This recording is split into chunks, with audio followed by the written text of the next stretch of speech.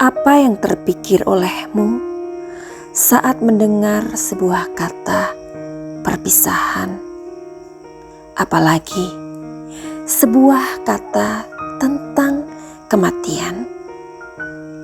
Kematian atau perpisahan sama-sama menyakitkan.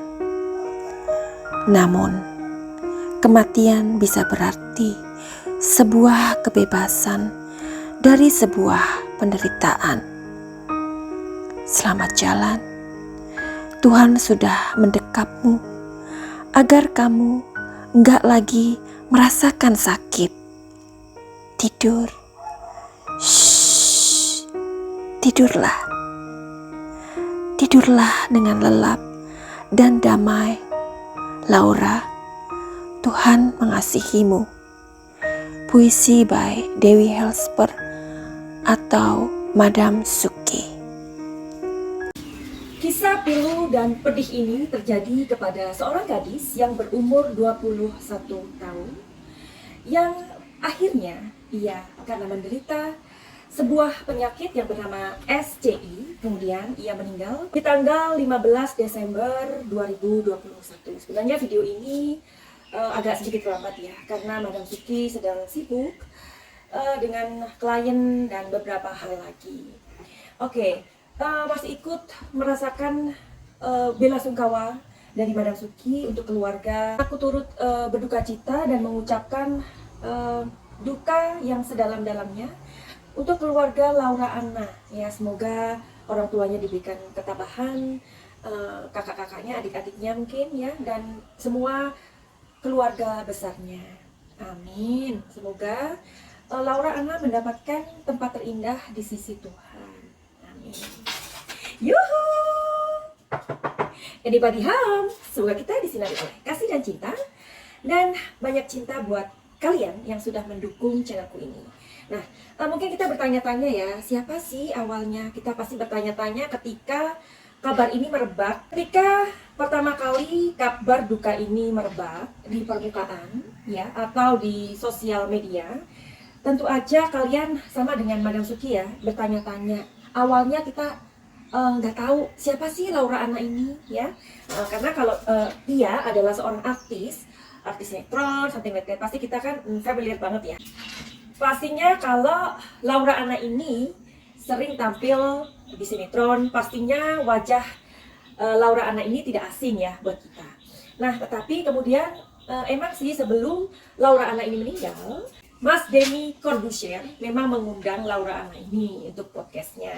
Ya, di situ kita tahu bahwa seorang Laura Anna memiliki kisah yang sangat memilukan ya. Nah, akhirnya kita mengetahui bahwa Laura Anna ini adalah seorang selebgram gitu. Oke, Laura Anna sendiri adalah seorang keturunan ya, ayahnya ya, keturunan Hungaria seperti itu. Nah, awal dari kisah pilunya ini berawal dari sebuah kecelakaan yang dialami oleh Laura Anna dan pacarnya, mantan pacarnya tepatnya, yang bernama Gaga Muhammad.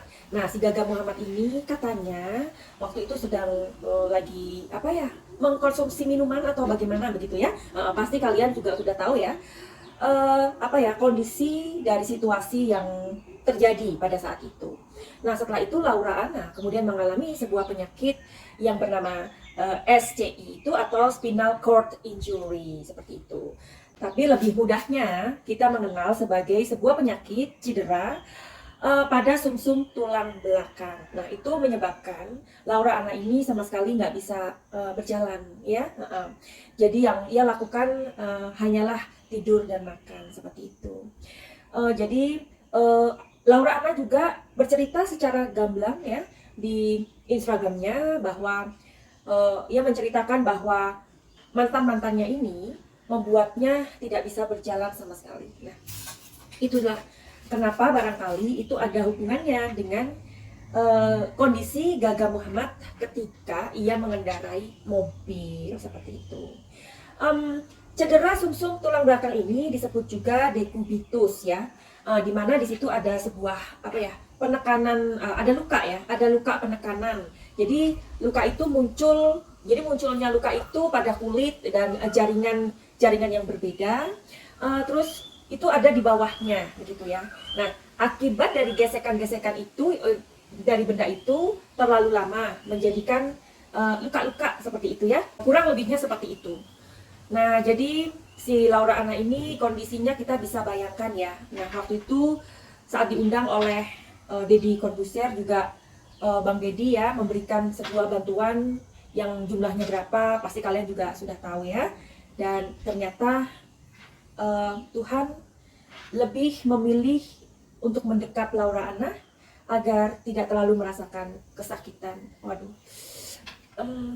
Oke, jadi kisah pilu ini memang bisa terjadi kepada siapa aja ya. Jadi kita mau tahu sebenarnya, atau kita mau cari tahu saat ini apa sih yang akan kita pelajari atau kita belajar tepatnya dari sebuah kondisi yang terjadi dengan Laura Anna ini.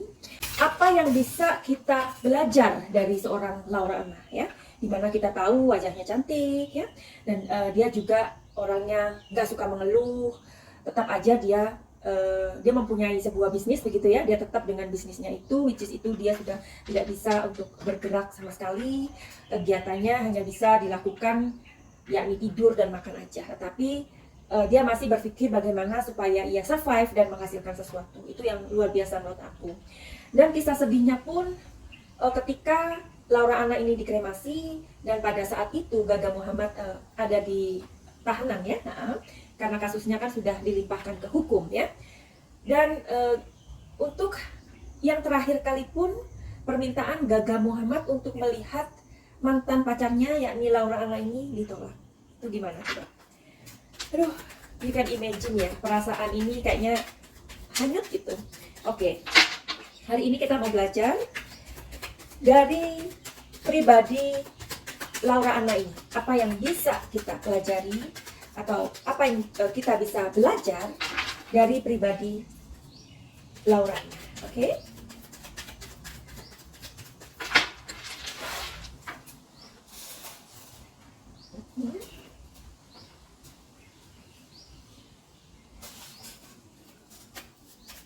Aku juga memakai kartu remi sekarang, ada juga. Bagaimana mungkin sih melihat segala sesuatu kok pakai kartu? Bisa dong, ya? Karena di dunia ini sebenarnya semesta itu sudah memberikan simbol-simbol ya. Bahkan kalau misalkan ada orang yang reading tarot sama aku lihat nomor teleponnya, aku bisa tahu karakter orang tersebut. Ya, jadi kan luar biasa ya. Jadi sebenarnya memang nggak ada misteri, nggak ada rahasia kok di dalam dunia ini. Karena segala sesuatu bisa dipelajari. Oke. Satu lagi.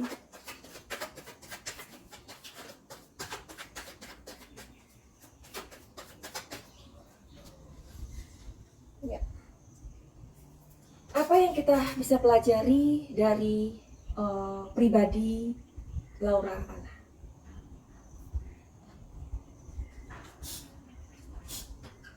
Ini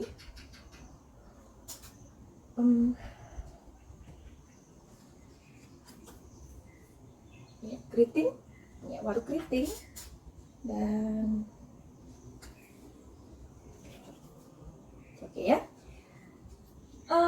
kita akan masuk ke reading. Oke, ini merupakan sebuah telling story ya.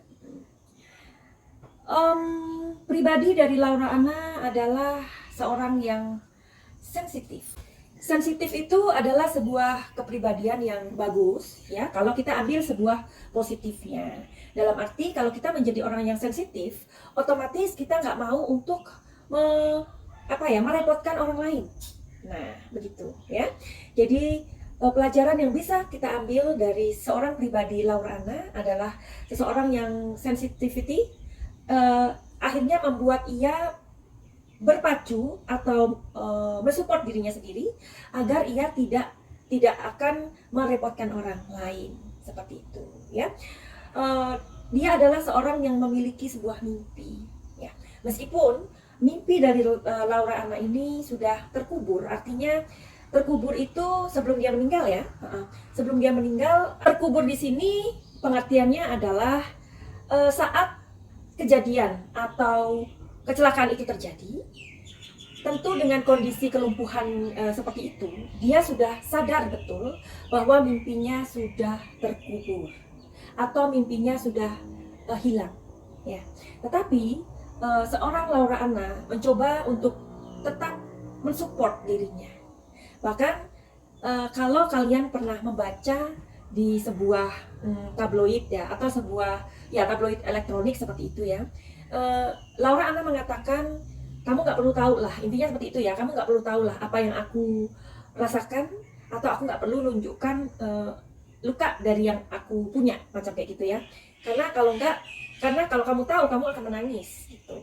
Artinya bahwa ia dengan sekuat tenaga membuat dirinya tidak mau menampakkan bahwa dia adalah seorang victim, right?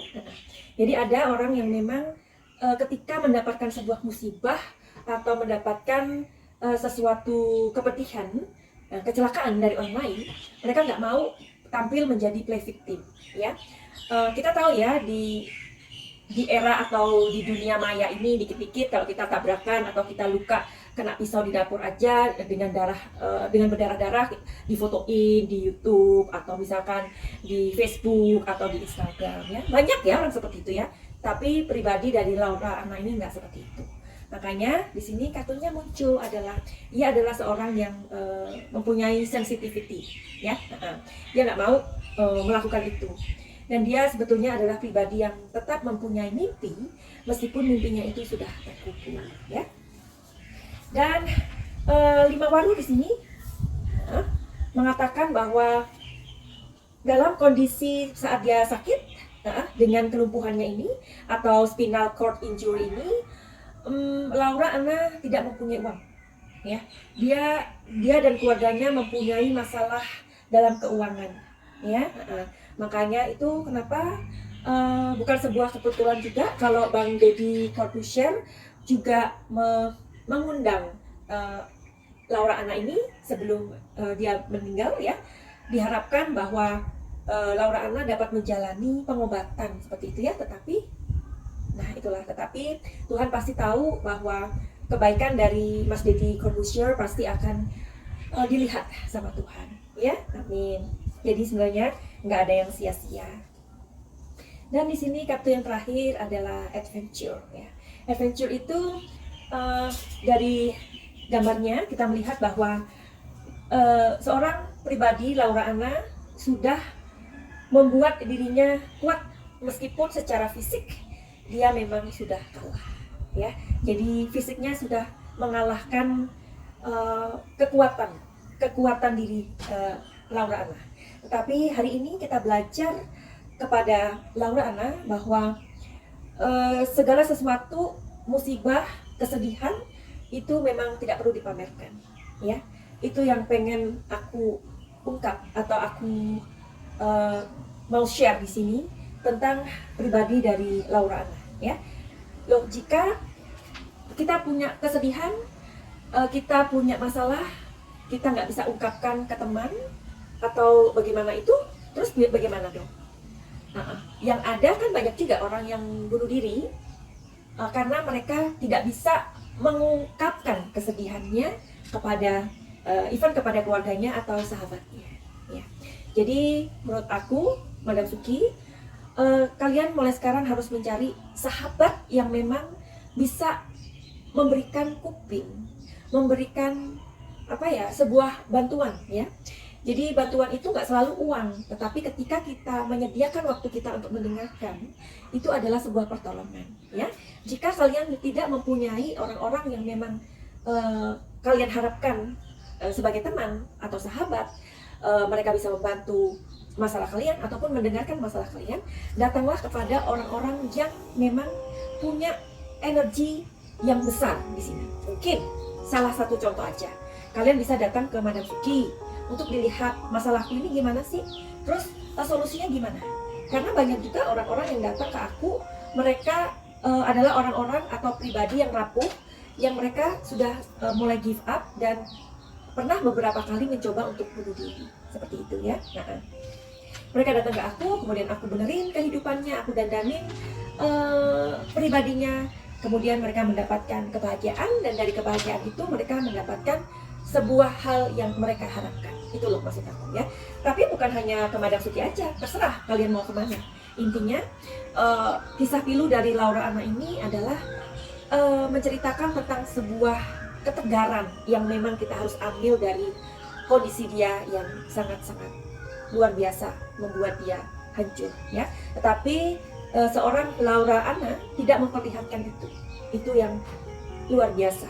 Sebelum kita mengakhiri video ini, marilah kita panjatkan doa kita untuk ke Laura Anna supaya ia mendapatkan tempat terindah di sisi Tuhan, diampuni segala dosa-dosanya, dan semoga jika Tuhan percaya atau semesta memberikan sebuah kesempatan, bisa jadi Laura Anna bisa untuk terlahir kembali, you never know. Tetapi hari ini yang jelas kita belajar dari kepribadian seorang Laura Anna yang sangat teguh, dan ia adalah seorang yang tidak pernah mau memamerkan kesedihannya, bahkan kelumpuhannya ataupun ketidakberdayaannya. Selamat jalan Laura Anna, Tuhan lebih menyayangimu, dan sekarang kamu tidak sakit lagi, dan semoga Tuhan menyambutmu dan para malaikatnya di surga menempatkan kamu di tempat yang paling membahagiakan. Amin. Finally, begitu aja. Send love and light. Salam Cahaya.